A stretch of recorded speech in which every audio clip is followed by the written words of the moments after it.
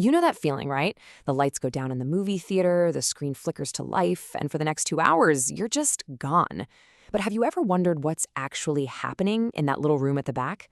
Well, today we've got our hands on a pretty special document, the official installation manual for a professional cinema projector. We're going to pull back the curtain and see the absolutely wild stuff that goes into making that movie magic happen. So, the very first thing you see when you open this manual, it's not some friendly welcome message. Nope, it's this. A huge, serious warning. Right off the bat, it's telling you this is not a toy. This is a heavy-duty piece of industrial equipment, and if you don't know exactly what you're doing, you could be in for a world of hurt. And just in case you thought they were kidding, they repeat this exact warning over and over in different languages. This isn't just a suggestion, it's a global standard. The message couldn't be clearer. Whether you're in Tokyo, Berlin, or Paris, unless you're a trained professional, stay away. So, what is this beast we're talking about? This is the installation guide for the Sony SRX R320 digital cinema projector. This is the heart of the modern cinema, the absolute powerhouse in the booth that beams those incredibly sharp images onto the giant screen. And you can tell how complex it is from the jump. I mean, to even get inside this thing, you don't just pop a lid. You have to remove 11 different outer panels in a very specific order. It's like a mechanical puzzle you have to solve before you can even start working on it. In the setup process, it's a marathon. You've got to adjust the tilt just right, install this massive 8-inch exhaust duct, mount the lens, install the lamp. And the manual makes a huge point about this. You do all of that, and only when everything is perfectly in place are you finally allowed to connect that monster 250-volt, 40-amp power cord. Okay, now let's dive into the assembly itself. This is where you really see the skill of a cinema technician, because it's this crazy blend of brute force and, well, almost surgical precision. And here we go. We're at what is easily the most dangerous part, installing the lamp. And this isn't about putting on a pair of safety glasses. The manual explicitly says you must wear a full protection suit kit, a suit.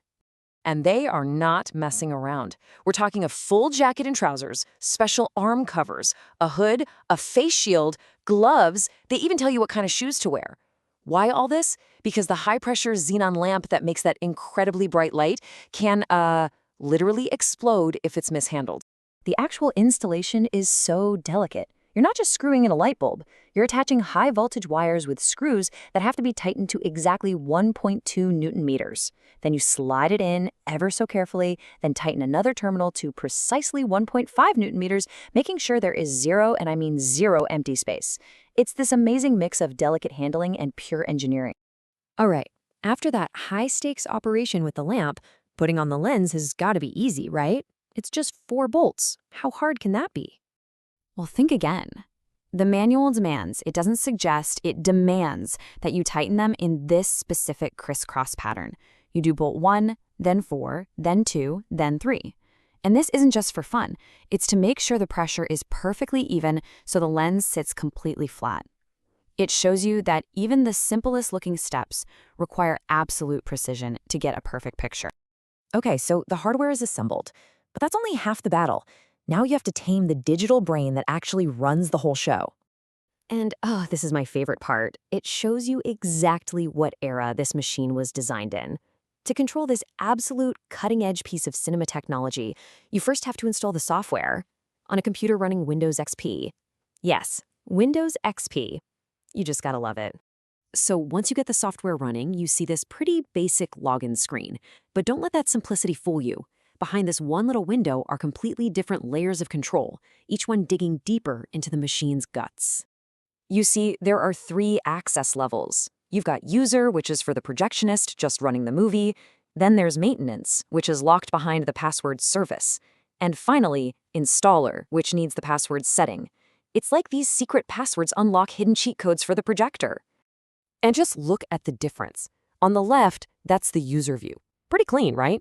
Basic controls to play the movie. But on the right, that's the maintenance view. It is a dense wall of technical data and settings for stuff I can barely pronounce. It really is the difference between the cockpit and the engine room. So once you're in, once you have those secret passwords, the final polish can begin. This is the last, super detailed stage where a technician makes sure the image on screen is nothing short of perfect. And I mean, just look at this checklist. The technician has to fine-tune the lamp's optical axis, tweak the horizontal and vertical shift, adjust the color space, set the screen masking. The list just goes on and on. Every single one of these is a tiny little variable that has to be perfect for us to get that flawless movie experience. But here's the real kicker. This is not a set it and forget it kind of thing. The manual says that the sensor that keeps the screen's brightness perfectly even has to be recalibrated about once a week. The job of keeping that image perfect is literally never done. So what does all of this mean for us? You know, the people sitting in the dark with a giant bucket of popcorn? It means that the seamless, magical experience we totally take for granted is, well, it's anything but simple. Think about the journey we just took. We went from stark life or death warnings to a full body protection suit to tightening bolts in a secret pattern, and then we snuck into a hidden digital world with secret passwords. So I guess the question is, the next time you're in that theater and you're completely lost in the story on that screen, are you going to see it the same way? Well, you think about that incredible machine and the incredibly skilled person in that booth behind you, making it all happen.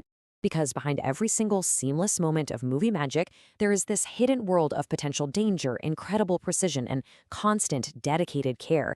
And that, when you really think about it, is a kind of magic all on its own.